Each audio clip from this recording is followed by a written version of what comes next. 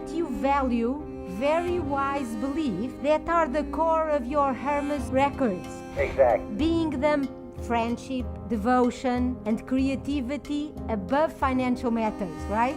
Exactly.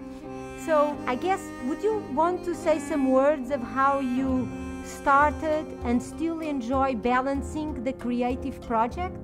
Well, making the balance is always a problem, especially when it comes to the financial side. But from the other hand, I mean, on the artistic side, from the early beginning, it was my intention to build a sort of family instead of a business. So it's more like a sanctum for most of us, especially because many of the artists that are working now with Hermes are close friends of mine, even before I established the company.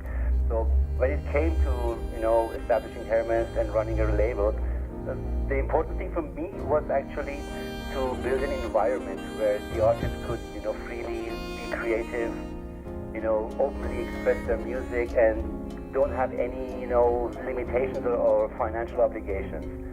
And maybe it's also coming from that side that I myself was also on the other side at the beginning. So I'm not that rich, producer who's sitting behind the desk and just, financing music. I was making music myself. So at a certain point I came to this decision that maybe one of us, among all of our friends, maybe one of us should be the victim and, start the label and let the others work freely. I have experienced your music often because we have probably half of your collection, and it's a music with a lot of space. How do you feel that the Iranian music is evolving? That's true, because, I think not just for me, also for the artists, the source of inspiration is coming throughout Iran.